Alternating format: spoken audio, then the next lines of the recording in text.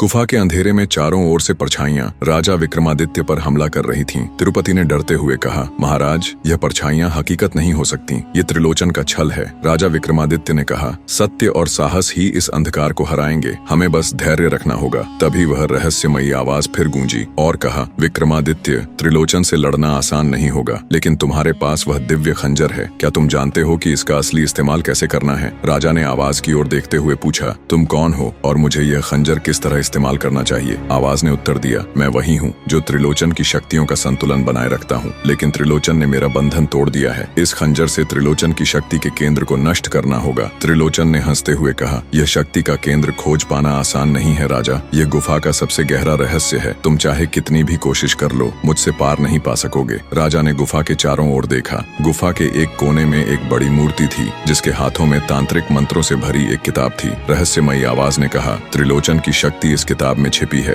इसे नष्ट करो, लेकिन सावधान रहना, यह काम जितना दिखता है उससे कहीं ज्यादा कठिन है। जैसे ही राजा किताब के करीब पहुंचे, मूर्ति में जान आ गई। वह एक विशाल राक्षस में बदल गई। राक्षस गरजते हुए बोला, जो इस किताब को छुएगा वह अपनी जान से हाथ धो बैठेगा। त्रिलोचन ने ठाका लगाते हुए कहा, राजन, अब तुम्हारी परीक्षा शुरू होती है। इस राक्षस को हराने के बाद भी क्या तुम सचमुच किताब को नष्ट कर पाओगे? राजा ने दिव्य खंजर को कसकर पकड़ा और राक्षस पर हमला किया। राक्षस ने अपनी तलवार से जवाब दिया। दोनों के बीच घमासान युद्ध छिड़ गया। तिरुपति राजा की मदद करने की कोशिश कर रहा था, लेकिन राक्षस की शक्ति इतनी ज्यादा थी कि उसे रोक पाना मुश्किल हो रहा था। इस बीच त्रिलोचन ने अपना जादू बढ़ाना शुरू कर दिया। गुफा में चारों ओर आग की लपटें उठने लगीं। त्रिलोचन ने कहा, विक्रमादित्य, तुम चाहे कितना भी प्रयास कर लो, यह गुफा तुम्हारा अंतिम दिन बनेगी। तभी रहस्यमयी आवाज फिर से गूंजी, राजन, राक्षस के सीने में एक काले पत्थर का निशान है, उस पर खंजर का वार करो, यही त्रिलोचन की शक्ति का पहला तोड़ है। राजा ने साहस जुटाकर राक्षस के सीने पर वार किया। जैसे ही खंजर पत्थर से टकराया, राक्षस दर्द से चीखने लगा और धुएं में बदलकर गायब हो गया। लेकिन तभी त्रिलोचन ने अपनी तांत्रिक शक्तियों से किताब को एक दैत्याकार नाग में बदल दिया। त्रिलोचन चिल्लाया,